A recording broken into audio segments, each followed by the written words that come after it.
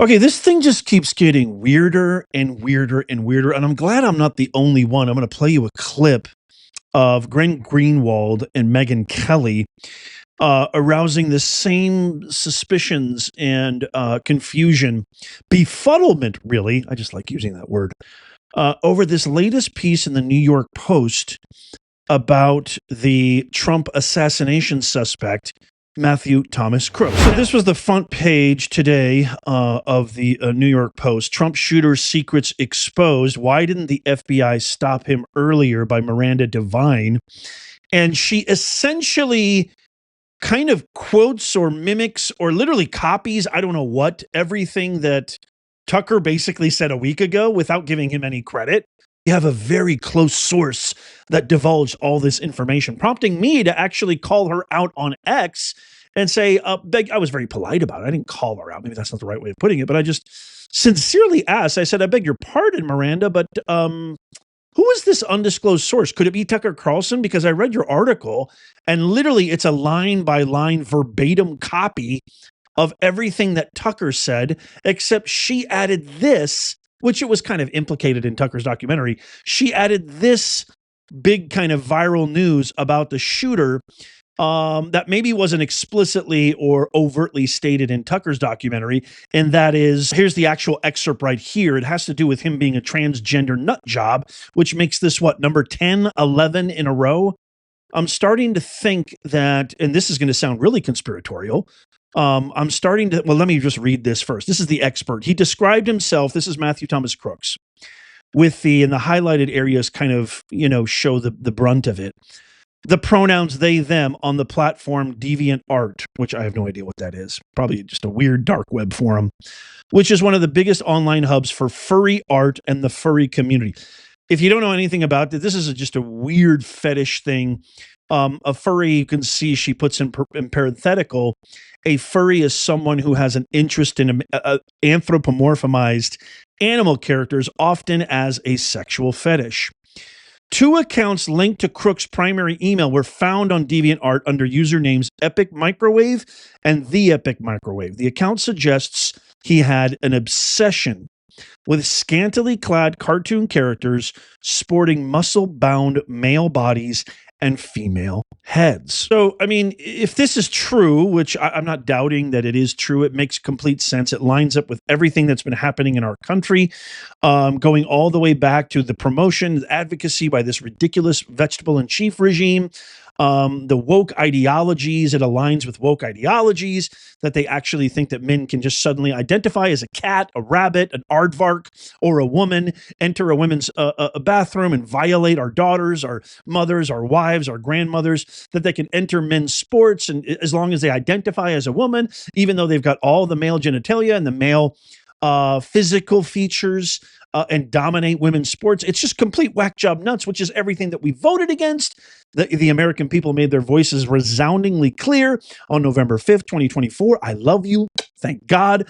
My conspiracy is that CIA had been trying to train secretly, covertly, groom assassins to carry out their little evil deeds for decades. Well, it took the woke left only about 4 or 5 years to groom, train, and manipulate these psychotic, lunatic, transgender, LGBTQ ideologically consumed and confused, you could say, individuals from carrying out themselves. And what do you mean, Nez? Well, Tyler Robinson, the guy who shot Charlie Kirk, was a furry, whatever the hell this is. He was a transgender. His boyfriend was a transgender. The guy who committed that heinous act on the church. I mean, the list goes on and on. Just look it up. You don't need me to vouch for this. Just look it up. It's like 10, 11, 12 mass shootings. Never mind the school in Nashville. I mean, it just goes on and on and on. This is the most dangerous ideology, I would say, facing the United States of America right now as of this recording. I could be wrong, but it seems that the evidence all points to that. But that's not the point of this video. But I'd really love your comments on this, so let me know in the comments down below. The point of this video is that this came out today by Miranda Devine. Over the weekend, Kash Patel refuted everything Tucker Carlson had to say by posting this. He says over 480 FBI employees were involved in the Thomas Crooks investigation.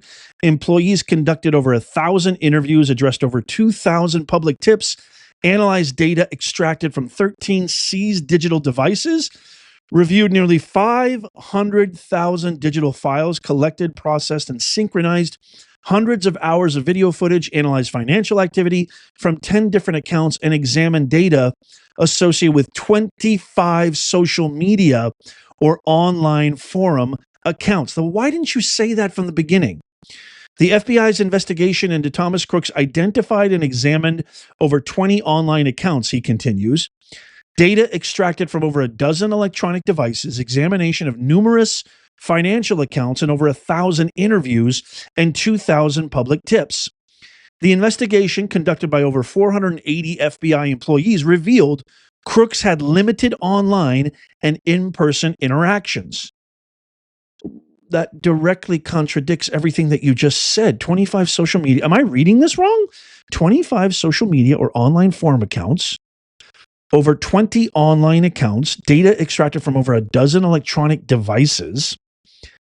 But you're still saying he had limited online and in-person, maybe in person, and he planned and conducted the attack alone and did not leak or share his intent to engage in the attack with anyone. However, Miranda Devine from the New York Post, which is, literally a direct copy of what Tucker Carlson said, showed, Tucker really explicitly disclosed and showed Thomas Crooks went from a, you could say maybe a staunch right-winger to the exact opposite, a staunch left-winger who absolutely hated Trump, hated the Republicans, and talked about it time and time again, even mentioning that individual Tepes individual who could be some sort of a co-conspirator, but we don't know. We've posed the question. I think Tucker supported that evidentiary-based support quite well, but we still don't know. So this seems really, really odd. It seems really, really strange. Why didn't we get this information before? And I'm not the only one. Megyn Kelly talking to Glenn Greenwald. I want to share this clip of their show, and I think she poses something really interesting and intriguing. Watch.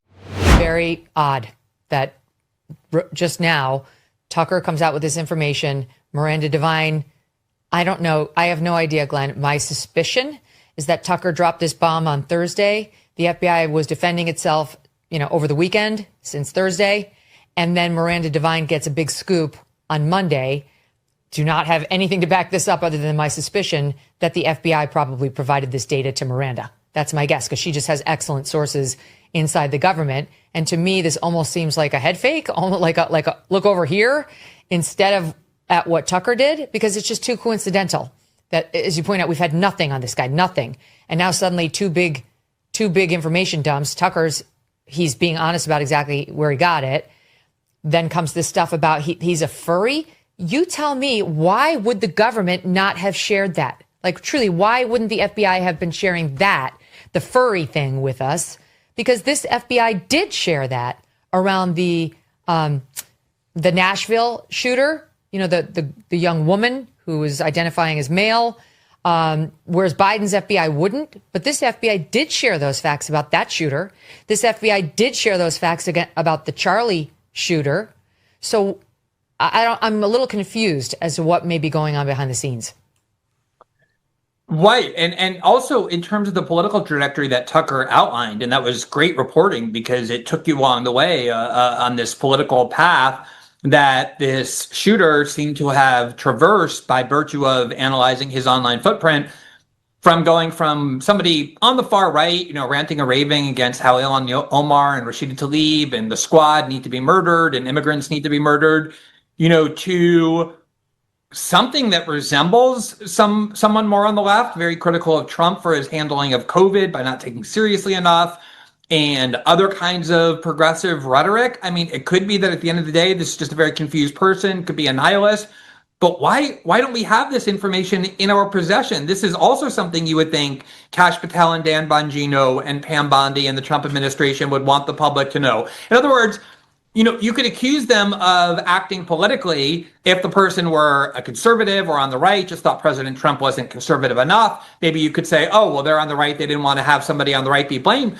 But what about all the reporting that undercuts that and that suggests that he had a different ideology? What possible motive do they have for hiding that? And, I do think that we have to be careful about embracing conspiracy theories, but the reason people do so is because of behavior like this. Tucker's asking the question, did he go and get trained at the gun range by anybody? Who was this person online who seemed to be targeting him? How is it possible the FBI didn't know about him beforehand, given how explicit these violent threats were? And when you have the FBI hiding information and refusing to answer those basic questions, of course, conspiracy theories are going to emerge in that, because that's how trust and faith by the American public is lost in these institutions.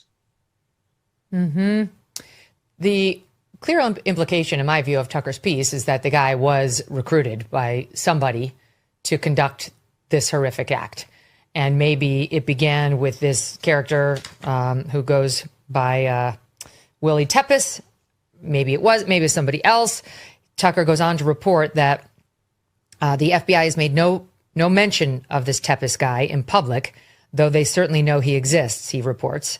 He goes on to say, just days after the shooting, somebody screenshotted Tepes's YouTube page, despite the fact that he had very few followers. And they said, you can now find this guy's username being used on a foreign Antifa website.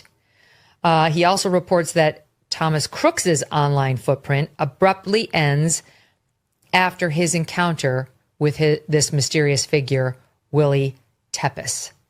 So he seems to me to be clearly implying that perhaps Willie Tepes recruited Crooks for someone, alerted someone that this is a hothead who's got, some mental problems and is prone to violence. And where did it go for there? One of the things Tucker pointed out in this documentary is they cremated his body. And it was done, I think, 10 days after he died, thus getting rid of any chance to do any follow-up testing on drugs in the system, etc.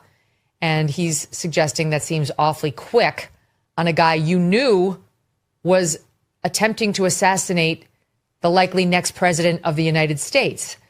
I don't know, Glenn. This whole thing stinks. I don't think you need to be like this conspiratorial person to agree with Megyn Kelly and agree with Tucker. I mean, look at the evidence. Look at what happened. I mean, the cremation is so overtly just every single officious investigative protocol proceeding after an event of that magnitude completely contradicts. It is the exact opposite thing anybody would do to cremate the body that fast and that quickly. That's just one, never mind all the other millions of little things. But you know what? I'm going to play along here. Here's what I think.